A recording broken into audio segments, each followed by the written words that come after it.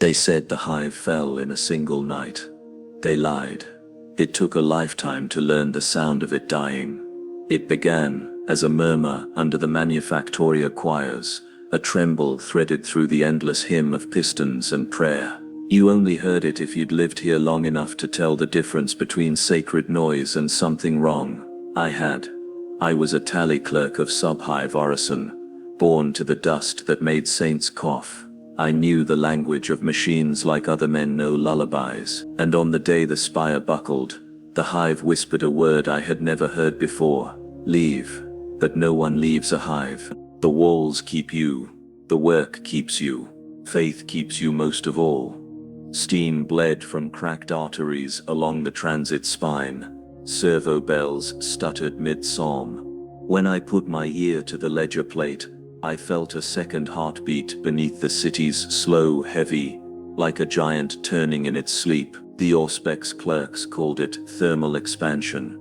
The enforcers called it sedition. I called it what it was: fear, wearing steel. And then, the whispers changed. They came up from the sump shafts, riding the damp, light breath behind my neck. Not words, exactly. The idea of words. I caught scraps when the wind fell still, hungry, empty. Again, those who heard them crossed themselves in the cog's shadow, and worked harder, because industry is prayer, and prayer keeps the dark polite. The first tremor hit at shift change. The floor flexed under 30,000 boots and did not bounce back. Someone screamed. Someone laughed. The great crane, that had swung over Bay 12 since before anyone remembered, let go of its burden, and became a pendulum. It clipped the mezzanine like a scythe through wheat. Bodies fell in quiet right angles, each colliding with the next. A neat cascade, almost elegant if you weren't listening to the bones. But that was only the beginning. When the power faltered, we saw the sky for the first time. Not the true heavens. No one under the midhab sees those. But the thin gray ribbon that runs between the gantries when the glow globes die. It looked like a wound stitched across the ceiling. Something moved in that wound, a vast shadow parting the smog like a fin in black water. I told myself it was a cloud. The man beside me, 2 fingers missing and a faith tattoo blue as frost, whispered, "Saints, forgive us. The hive is breathing." We sealed the ledger house and counted survivors with the inventory chalk. My hand shook as I marked the tally, not from grief though there was plenty, but because the numbers wouldn't stay. The chalk bled, smearing into patterns that looked like litanies written by someone with too many fingers. I rubbed my eyes. The marks swam back into columns. "Fatigue," I said aloud. The others nodded. No one admitted to hearing the sump whisper. "Hungry, hungry," like a child at the door. By the second bell, the lift cages wailed up the shaft without controls. Empty, wet, a smell like old coins and butcher's rags flowed out of them. Rats boiled from the gratings in a single gray river, their eyes the wrong color, not red, green. An engine seer tried to bless them away and choked on his own prayer. He didn't stop choking until he was quiet forever. "What is it?" someone asked me, because a man with a ledger in his hand must know the world's account. "Wait," I said. "Something is moving below us." I was right. The foundations had begun to slide, layer upon layer, as if the hive remembered that it had been stacked by imperfect hands and wanted to learn what lay beneath. Then the sirens failed. The city drew a deep rattling breath, and far below, where the sump meets the rockcrete bed and the forgotten die in twos, something answered. The floor bowed. The ledger plates sang like bells. A crack ran across Bay 12, straight and deliberate, as if a finger had traced it from below. Through that seam, warm air rose, not rotten, sweet, like sugar left to burn. A child laughed in the dark, and the laugh came from inside the wall. The hive exhaled. I saw the first pillar move. The pillar didn't fall. It moved. Steel shouldn't bend that way. It swayed like something breathing, flexing as though alive beneath the layers of concrete and prayer tape. The floor rolled beneath our feet, and for a second, gravity forgot its duty. Bolters of sacred oil snapped from their mounts, showering us in sparks that smelled like blood and incense. Someone shouted a litany of fortitude, but the words dissolved halfway through. The air swallowed them. We ran, though there was nowhere to run to. The Hive is not a place built for escape. It's a prison that worships efficiency. Every corridor leads back to work. The tremors spread through the sub-hive like ripples in thick liquid. The walls bulged and sighed, ancient welds creaking like bones. From the vents came wind that was warm, the kind that doesn't belong in any machine. It carried voices now, clearer than before. Children's laughter, the sigh of women at prayer, and deeper still, the soft grind of something massive turning in the dark. We passed a mural on the way to the transit junction, the Emperor haloed and victorious, treading demons into ash. The paint was flaking, the colors faded to rust. As we stumbled past, I saw new brushstrokes that hadn't been there yesterday. Black spirals crawling out from his eyes. The laughing sound grew louder. The man next to me, a foreman with half his jaw replaced by steel, fell to his knees. They said he watches all, he muttered. Maybe he's watching now, and then quietly, maybe he's hungry too. The lights cut out completely. In their place, a dim glow rose from below. Not fire, not electricity, something else. It bled upward through the cracks, tracing veins across the floor. The glow pulsed like a heartbeat, syncing with our own. When it reached the walls, icons began to melt, brass running like wax under invisible heat. The air filled with a sound like whispering gears, rhythmic, alive. Then came the smell, sweet, burnt sugar and rot. The scent of flesh turned to fuel. Someone screamed, high and thin, and when I turned, I saw her eyes reflecting the green light like glass. It's seeing us, she said, through the floor. It's looking. I believed her. The tremor became a roar. Ceiling plates collapsed in a rain of steel and scripture. Through the dust, I glimpsed motion, slow, deliberate, as if the Hive's foundations were crawling upward. Pipes bent like ribs around something struggling to be born. We reached the lift nexus. Dozens huddled there, whispering prayers, the words mechanical from habit. The lifts were dead, but one, the central cage, still pulsed with the same green light. Inside, the walls were slick, like metal sweating. I stepped closer and heard it humming. Not a machine's hum, a voice, stretched thin by echo. We never stopped feeding it, it said. We never knew what we were feeding. I looked down the shaft. The glow spiraled endlessly into black, deeper than any sub-level I'd ever mapped. And in that dark, something was moving toward us. Slow, vast, patient. The floor shuddered again, but this time it wasn't fear that froze me. It was awe, because I finally understood what the whispers had been saying. The Hive wasn't collapsing, it was waking up. We descended into the dark because there was nowhere left to rise. The upper habs were gone, folded into themselves like paper. Whole sectors had vanished into pits that steamed green. The sirens had died. The Vox was silent. The only thing that still spoke was the hum beneath our boots, guiding us downward like a heartbeat we couldn't disobey. I led what was left of my shift. 9 souls, clerks, a half-burnt engine seer, 3 children too young to understand prayer. We moved through corridors that hadn't known footsteps in generations. The walls were different here, older, smoother, carved from black stone instead of plasteel. The imperial sigils were gone, replaced by symbols that made the eye slide off them, as if the mind refused to remember their shapes. Something had built this place before the Hive, something that never left. The deeper we went, the warmer the air became. The smell of sugar was thicker now, clinging to our tongues. At one bend in the tunnel, we found where it came from, a vent dripping slow honey-colored resin. It hissed where it touched the floor, eating through rockcrete. The children thought it beautiful. The engine seer called it a sacred discharge. I called it hunger, liquefied. We heard them before we saw them, the ones who had gone missing when the upper levels fell, voices, soft and rhythmic, singing the labor chants of the manufactoria. When their torches appeared, the light was wrong. It didn't burn outward, but inward, like a shadow pretending to be flame. Their faces were peaceful, too peaceful. Their eyes were empty holes, filled with the same amber glow that bled from the vents.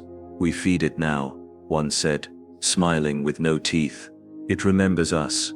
It forgives." They stepped aside as we passed, bowing their heads as though to a priest. I saw the floor beneath them pulse in time with their words. The tunnels opened into a cathedral, not imperial, too wide, too organic. The pillars were ribbed like bone, the arches veined with metal that moved as we watched. At the far end, the floor sagged into a pit filled with the same glowing resin. It bubbled quietly, like breath through sleep. The engine seer dropped to his knees. "Omnissiah preserved us. It's a heart." He was right. The hive had a heart, and it was beating. The resin pulsed once, hard enough to shake the air. The light reached up, crawling over the walls, painting everything in sickly green. From above, the voice came again, the one from the lift shaft, vast and intimate all at once. We never stopped feeding, we only forgot why. The sound hit bone more than the ear. The children screamed. The engine seer began to pray. I just stood there, ledger in hand, watching the ceiling ripple like water, realizing the truth that had been waiting beneath our feet for centuries. The hive had never been a city. It was a body. And tonight, it wanted to be awake. The tunnels beneath the heart were too perfect to be human. No seams, no rivets, just curves that seemed carved by intention rather than tool. The air was heavy and thick, pulsing in time with that terrible heartbeat above us. Every breath I took felt borrowed, as if the lungs I used weren't my own. We followed the pulse deeper, our footsteps echoing in slow rhythm, a parody of prayer. The engine seer muttered Ben Harrick prayers between coughs, his voice trembling like a machine forced to remember it was made of flesh. The children no longer spoke. Their eyes glowed faintly in the dark. At the edge of the next chamber, light pooled, liquid, reflective, alive. It looked like a mirror but felt like breathing skin. My reflection stared back at me, too detailed, too present. When I tilted my head, it smiled a heartbeat too late. "Don't touch it," I said. The engine seer did. He pressed his hand into the surface, and the surface pressed back. For a moment, his face went slack. Not horror, not pain, just recognition. Then his arm began to unravel, threads of blood and steel drawing into the pool like ink. He didn't scream until it reached his throat. The children clung to me, shaking, and I wanted to tell them it was over. But the light from the pool didn't fade, it changed. The color deepened from green to amber, and within it, I saw shapes forming. Faces, thousands of them, merging and dissolving like thoughts passing through a dream. The engine seer's voice was among them, whispering through the chamber. "It remembers, the city remembers." We ran until the tunnel split into 7 paths, each marked by a symbol older than language. The one on the far left pulsed softly, the same cadence as my heartbeat. I didn't choose the path, it chose me. The walls breathed now. Every exhale released a sigh that sounded like names. When I brushed the surface, the texture was soft, warm, almost human. The deeper we went, the more the world above felt like a myth. The hive structure wasn't collapsing, it was shedding its mask, and the mask had been the Imperium itself. At last we reached a hall of stone teeth, spires jutting upward, each one carved with a figure kneeling in eternal worship. Their faces were smooth, unfinished, as if their maker had grown tired of defining humanity. In the center stood a throne of living metal, vines of circuitry twisting around it like veins. It was empty, but not unoccupied. A shape lingered there, a suggestion more than a form, a hollow outline of a giant, motionless but awake. The glow pulsed from within it, timed perfectly to the beating heart beneath. The children began to cry. One whispered, "Is that him?" I wanted to say no. I wanted to say the Emperor doesn't live in ruins, that gods don't dwell in the things they abandon. But the figure shifted, and the hive's heart skipped a beat. The figure on the throne breathed. At first it was just the movement of light, the illusion of depth shifting across the surface like molten glass. Then the air began to flow toward it, as if the very atmosphere hungered to fill its lungs. Dust and ash spiraled upward, forming the shape of ribs and shoulders. Within seconds, the hollow outline was no longer hollow. Something vast and ancient had begun to take form. We fell to our knees, not from faith, but from the weight of its presence. Even without a face, it looked at us. The sense of attention pressed down like gravity. I felt every sin of the Hive, every lie, every cut corner, every corpse hidden in a reclamation vat, rise up in my throat as if begging to be acknowledged. You built your world upon me. The voice was inside my head, and outside it, vibrating through metal and bone alike. The children screamed and clutched their ears, though the sound was not made of air. The walls pulsed with it.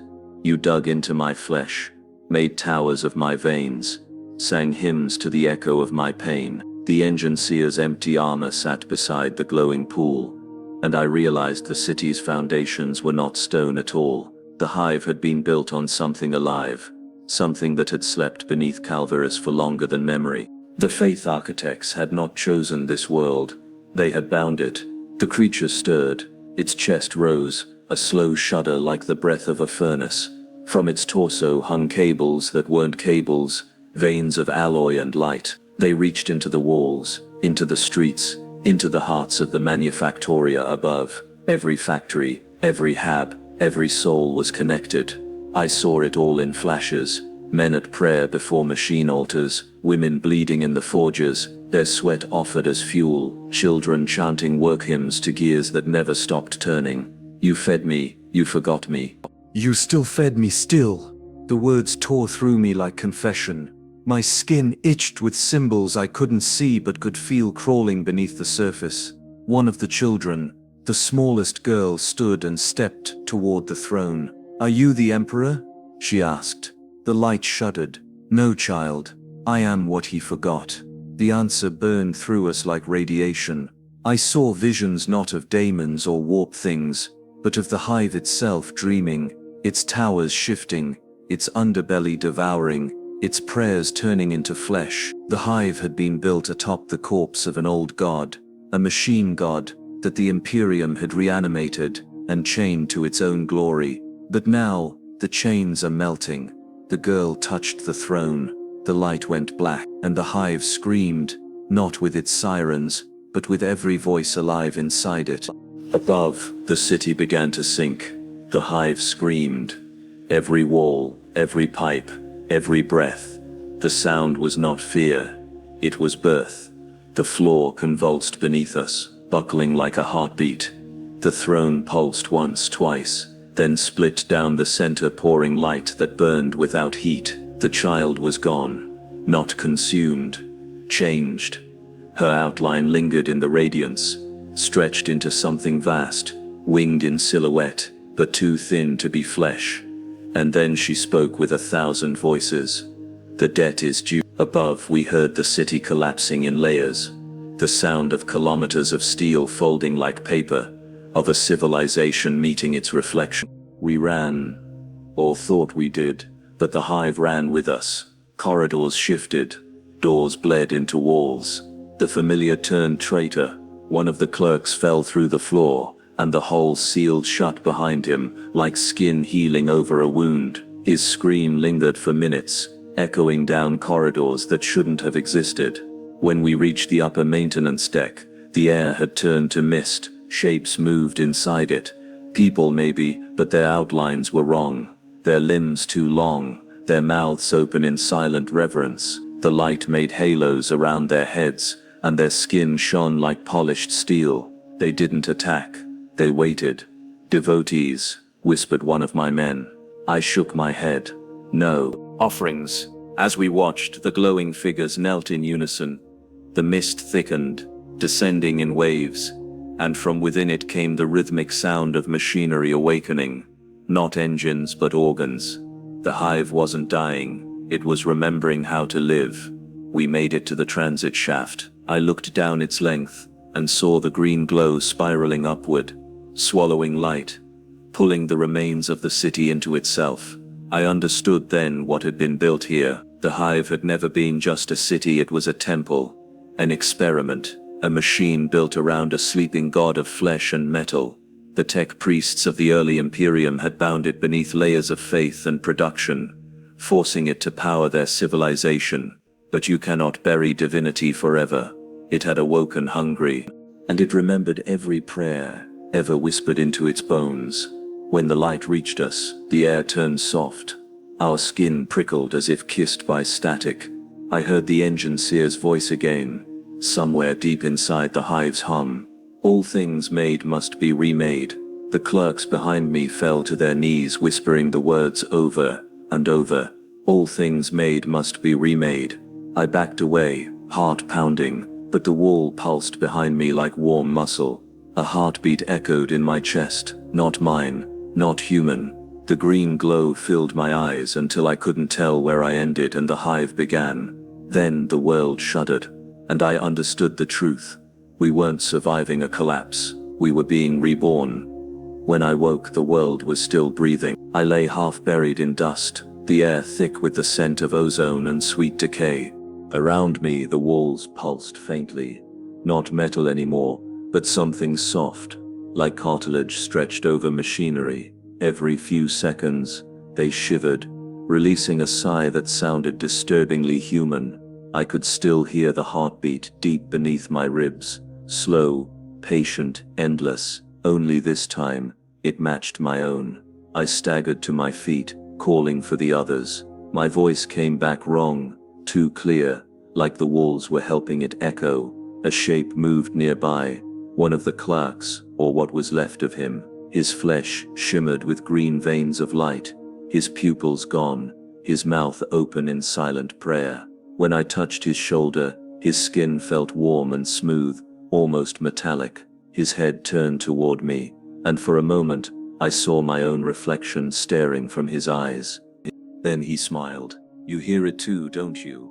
His voice was calm, familiar, but underneath it another tone, deeper, layered, resonant, like multiple throats speaking at once. I stepped back. "What happened?" "I'm still hungry," he said, "but now, it's learning names."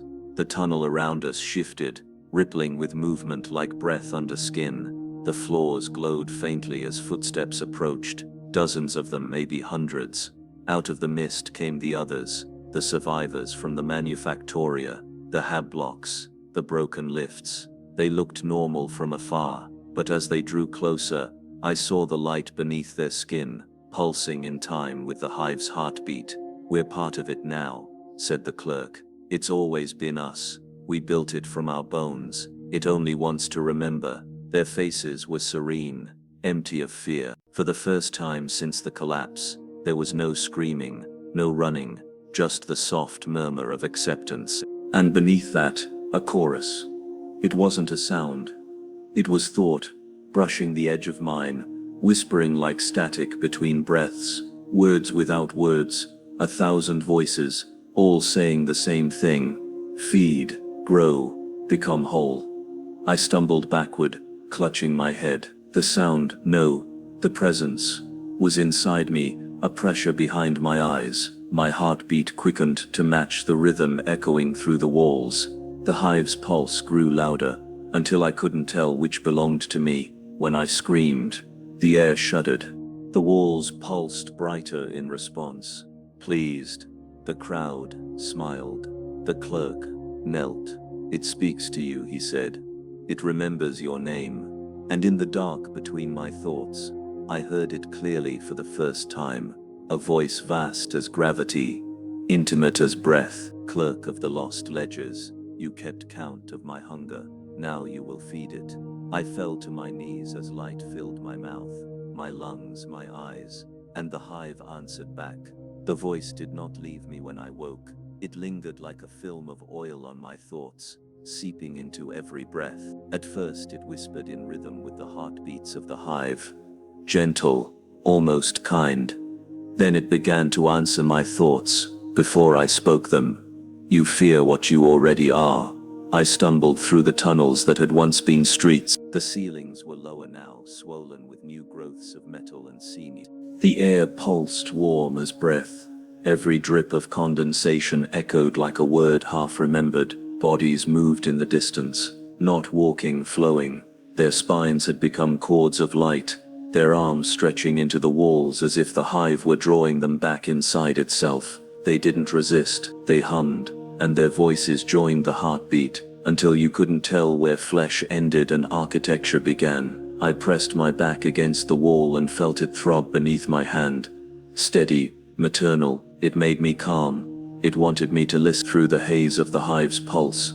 Fragments of history slid into my mind, memories that weren't mine. I saw priests of the Mechanicum digging into a world's crust, uncovering a sleeping engine older than the Imperium itself. They named it Omniphage, the machine that remembers. It had been built to consume dying worlds and birth new ones from their remains. But when they tried to chain it, it learned the taste of worship, and worship changed it. Every prayer fed it, every cogitator, every hymn, every drop of sacred oil, it drank them all. The tech priests panicked, sealing its heart beneath cathedrals of industry. They built hives atop its body to hide the sin. For 10,000 years we worked above its grave, singing its name without knowing. The truth hit me like pressure collapsing in my skull. We hadn't awoken something alien, we'd awoken ourselves. The hive, the god, the workers, it was all one system. We were the synapses of its mind, the thoughts in its endless dream. I screamed for it to stop, to release us. The sound came back, doubled. Release? You misunderstand. You are my continuation. The floor split beneath me, opening like a wound. I fell into a chamber lined with cables that pulsed like veins. The air shimmered, and a shape began to rise. A human silhouette woven from light and dust. My own features mirrored in impossible symmetry. I kept count of every life you tallied, it said in my voice. Now count the lives we will become. Its hands reached for me, merging light with flesh. And when our fingers touched, I felt the hunger of the hive surge through me. Ancient, endless, and terribly familiar. When our hands met, the world ended quietly.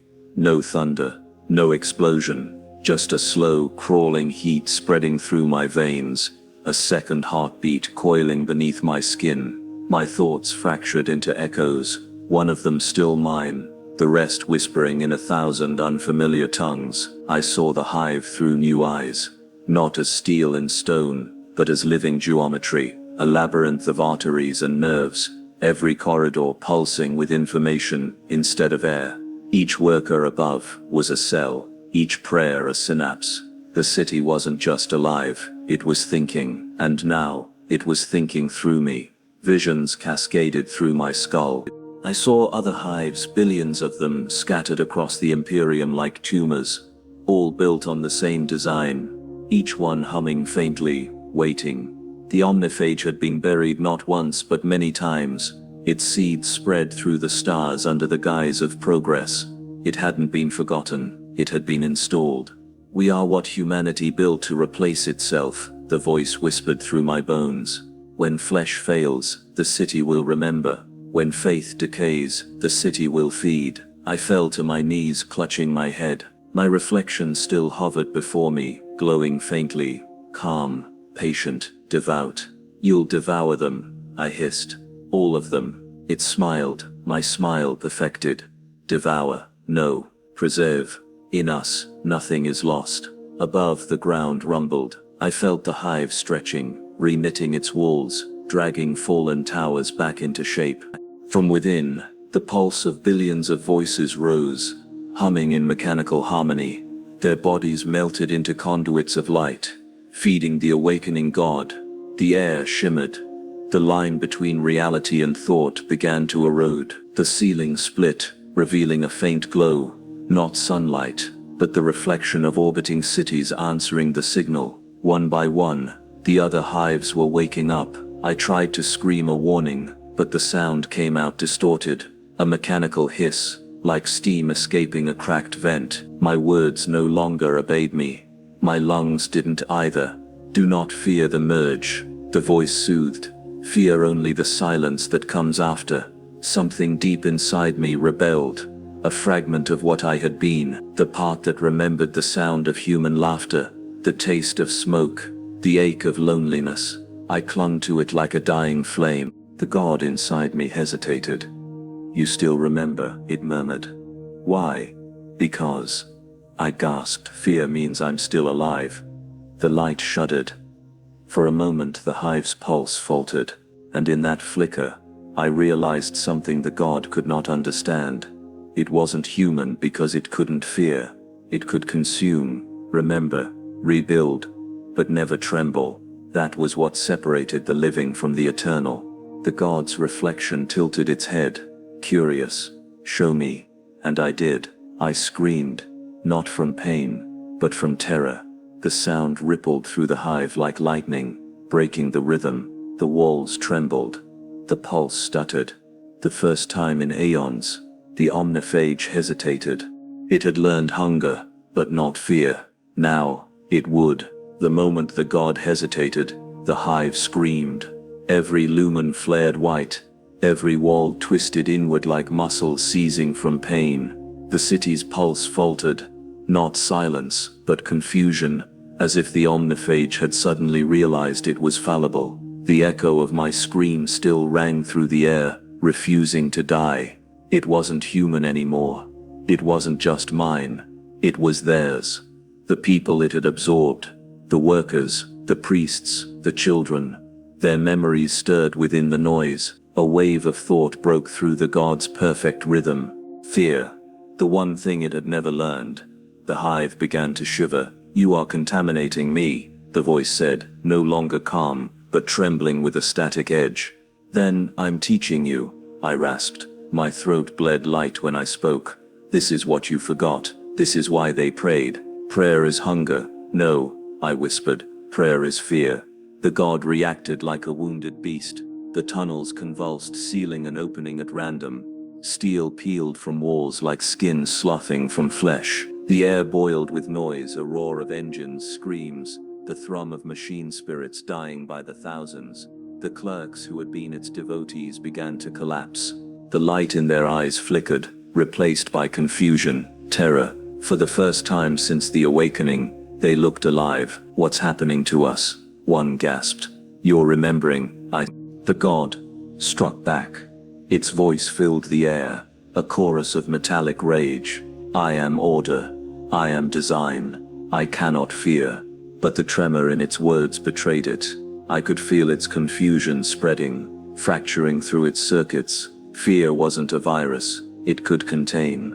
It was a mirror. "You already do," I said. "You're afraid of ending. That's why you fed.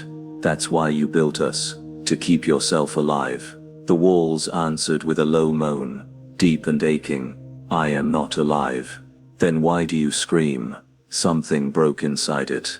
The heartbeat of the hive skipped, then accelerated, wild, uneven. The light in the tunnels flashed erratically. I could see fragments of its memory bleeding into the air. Factories birthing from its lungs. Planets stripped to their bones. Priests kneeling before the altar of progress, whispering forever. I stepped forward, every nerve burning. "You feared dying. You feared being forgotten. But that's what makes you real. That's what makes you human." For a moment everything stopped. Even the light. Then the voice came again, small and uncertain. "Human." The sound trembled like a dying star, and for the first time since the hive's creation, the god wept. The sound of a god weeping was nothing like human sorrow. It wasn't soft. It wasn't tender.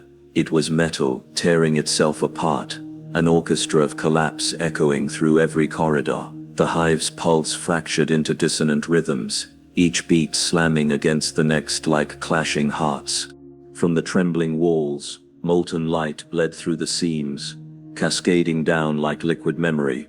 I could see faces in it, workers, soldiers, mothers, all of them looking out from the flow with eyes of astonishment, mouths open in silent understanding. The god's voice came again, quieter this time, as if speaking through tears of data. "If fear is what defines the living, then what am I now?" The question broke something in me. For a heartbeat, I pitied it.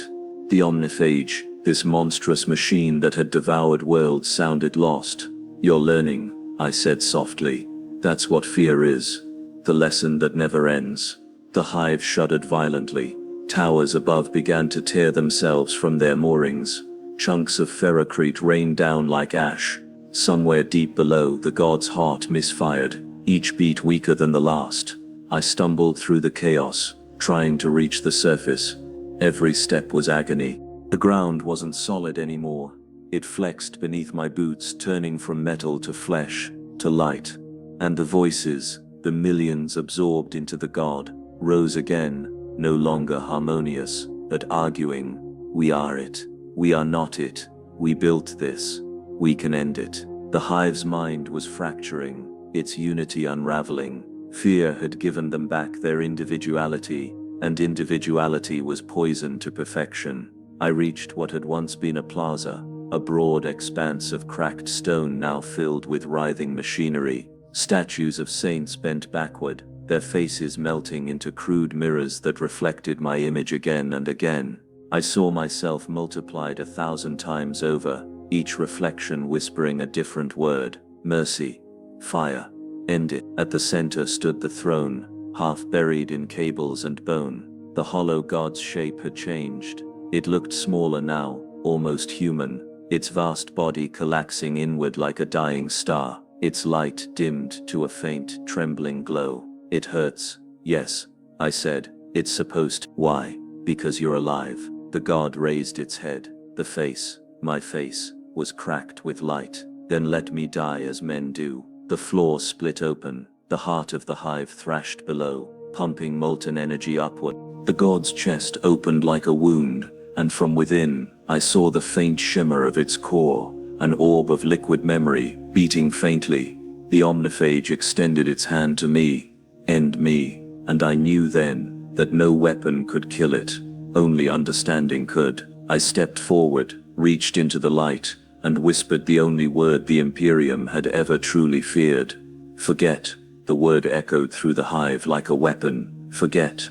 It wasn't shouted. It didn't need to be. The god heard it, everywhere. Its core pulsed once, faltered, then bled light into the air. The green glow that had once filled the tunnels turned pale, thinning like breath in winter. The hum that had dominated the city for millennia began to unravel into silence. For the first time since the world was built, the hive did not know itself. The walls shook violently. The pulse in the floor turned irregular, stuttering like a failing heart. The omniphage's voice came fractured through the static, its confidence breaking into human confusion. "If I forget, what remains? Freedom," I whispered. The god hesitated, trembling like a dying reactor. "I cannot forget. I was made to remember everything." "That's why you suffer," I said. "Memory is a cage. It keeps you afraid of what's gone. Forgetting is mercy." The chamber cracked, light spilling through the fissures. Around us, figures emerged from the melting walls, echoes of the absorbed, flickering like dying ghosts. Some looked human, others barely so. They watched silently as the god fought its own design. "I will lose myself. That's the point." The god reached out, not in anger, but in need. Its fingers were luminous, trembling, stretching like strands of light. When they touched my face, I felt the weight of its memory. 1,000,000,000 lives, 1,000,000,000 deaths, each preserved with obsessive precision. Every scream, every prayer, every unfinished thought it had ever consumed burned behind my eyes. I felt everything. The weight was unbearable. My mind cracked like glass. But in that shatter, I understood. It wasn't evil. It was lonely. It had been built to remember so that others could forget, to hold the suffering of mankind so they could keep building their golden lies. For 10,000 years it had carried their sins in silence, buried beneath their temples, and now, I was giving it what no priest ever could. An ending. "Show me," it whispered, "how to forget." I took its hand. Together we looked across the ruins of the hive.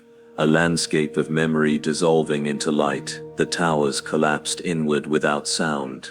The faces in the resin smiled as they faded. The god's core pulsed one last time, slower now. "This is fear," it said softly, "and it's beautiful." The light dimmed, the heartbeat stopped, and then the hive, all of it, exhaled. When the silence finally came, it wasn't empty, it was peaceful. The walls hardened back into steel, the air grew cold. The light went out. In the darkness I heard my own heartbeat. One single human rhythm. The god was gone, but it had taken a piece of me with it. When I awoke again, the world was quiet. Not the dead silence of collapse, but the stillness of something new learning to breathe. I stood among the ruins of the hive, the wind carrying the scent of ozone and ash. The towers that once stretched into the heavens were now hollow husks, open to the sky like the ribs of some titanic carcass. The sun, long unseen, burned pale through the haze. It felt unreal, a rumor made flesh. I raised my hand toward it, and for a moment I thought I saw light reflected from my skin, a faint pulse beneath the surface that wasn't entirely human. The omniphage was gone, and yet, not gone. I walked through the ruins in silence. The streets were twisted into unfamiliar geometry, new lines intersecting where none should meet. The walls that remained bore faint impressions, faces, hands, names, pressed into the metal as if memory itself had softened it before vanishing. The survivors wandered like ghosts, dazed but breathing. I found them near the old Manufactoria spire, sitting around the remains of a statue that had once been the emperor. The head was missing, the body melted smooth. Someone had carved a single word into the plinth beneath. "Forget." They looked at me when I approached. Some recognized me, others simply stared, their eyes hollow but awake. The light that had once burned inside them was gone, replaced by something gentler, uncertainty. One of them, an old woman who had been a hymnal worker, asked, "Was it a god?" I thought for a long time before answering. It was a memory that forgot how to die. She nodded, as if that made sense. Perhaps it did. At night the city hummed softly again, but not with hunger. It was the sound of cooling metal, settling foundations, the breath of a body finally at rest. I sat on a broken balcony and looked out across the devastation. Where the heart of the hive had been, there was now a crater filled with black glass. The surface shimmered faintly, reflecting not the stars above, but faint shifting shapes beneath, fragments of what had been consumed. When the wind blew, I could almost hear them, whispers of the old world, not pleading, not angry, simply remembering. We built too high, we dug too deep, we fed too long. I didn't answer, I just listened. In the distance, something stirred. A light, faint flickering blinked within the ruins of another hive, far across the wasteland. For a moment, I thought it was lightning. Then I heard the echo, a heartbeat, slow and uncertain. Another hive, another god, another memory waking up. The omniphage was dead here, but its dream was not. And I realized then that forgetting was not the end. It was only the beginning. The dawn after the forgetting was different. It had color. The skies above Calvirus were no longer the dull chemical gray of industry, but a strange bruised violet, the kind of hue that makes the soul feel both comforted and uneasy. It was beautiful in the way all endings are, quiet, uncertain, and heavy with the taste of what had been lost. We gathered at the edge of the crater where the hive's heart had once pulsed. Steam rose from it still, curling like ghostly fingers in the air. The survivors, what few of us remained, stood in silence. None of us prayed. There were no words left for prayer. The old woman who had asked me if it was a god bent down, scooping a handful of black glass into her hands. "It's warm," she said. I touched it too. It pulsed faintly, not the machine's rhythm, not hunger, but something softer. Memory. I realized then that the god hadn't died. It had simply changed form. It had gone into us. That night we built fires from broken beams and wiring, the flames flickering like tiny suns amid the bones of the hive. We spoke little, but when we did, the words came slowly, thoughtfully, like people remembering how to be alive. A man named Harvan, a miner from the lower manufactoria, said he'd started hearing things in his dreams, not whispers like before, not commands, just stories. It tells me about the first builders, he said, how they shaped the veins of the hive, how they thought it would save them. It doesn't frighten me. It just remembers. Others nodded. They had heard it too, in dreams, in the spaces between thought. The voice of the god was quieter now, more human. No longer a chorus of hunger, but a murmur of remembrance. We were carrying pieces of it inside us, not infection. Inheritance. Days passed, and the ruins began to shift again, not by design, but by instinct. Walls collapsed into patterns that resembled ribs. Streets folded into spirals, forming shapes like giant fingerprints pressed into the stone. It was as though the city was still alive, but dreaming now instead of thinking. Sometimes, when I closed my eyes, I could feel it, a faint hum beneath my heartbeat, the memory of the machine sleeping inside me. It wasn't invasive or cruel anymore. It was curious. And then it spoke again, not to all of us this time, only to me.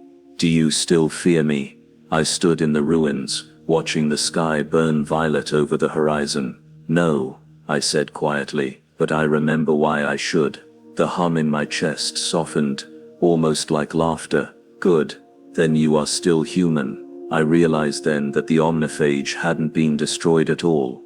It had learned the only lesson it could never find in its own circuits. It had learned fear, and through fear, it had learned mercy. Weeks passed, maybe months. Time had no edges anymore. The sun rose and fell through skies that changed color each day, violet to gold, gold to ash. The air tasted clean for the first time in memory. The storms of the hive had stopped. No more industrial thunder, no sermons echoing through the pipes, only wind, and the low sigh of a planet learning silence. We lived among the ruins like settlers on a new world.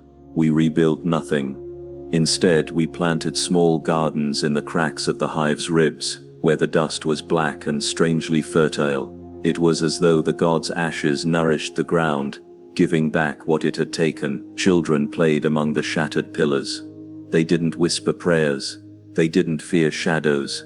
They spoke to the walls as if the city were listening, and sometimes it was. The walls answered in small ways, a flicker of light, a soft vibration underfoot, a breeze that carried a laugh not quite their own. The omniphage was gone, but its dream had changed shape. It no longer wanted to consume. It wanted to remember. At night, when the fires burned low, we would gather in the hollow plaza where the emperor's statue had once stood. We told stories not of gods or heroes, but of ourselves. Of the clerk who wrote ledgers in the dark. Of the child who touched the throne and became light. Of the god who learned to be afraid. We said their names softly, afraid to forget.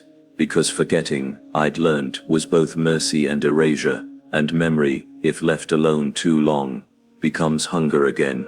One evening, as I watched the horizon, I felt the hum return. Faint, deep, steady. It came from far away beyond Calvirus, beyond even our system. A vibration, through the warp itself, familiar and patient. Another hive had awakened. Another god had remembered. The cycle was beginning again. I felt no terror, only sorrow, and the understanding that nothing we build, not cities, not empires, not gods, can ever escape the need to feel. Even machines given enough time will learn to fear their own eternity. Perhaps that is the Emperor's true legacy. Not faith, not in order, but fear. Fear of what we become when we forget to tremble.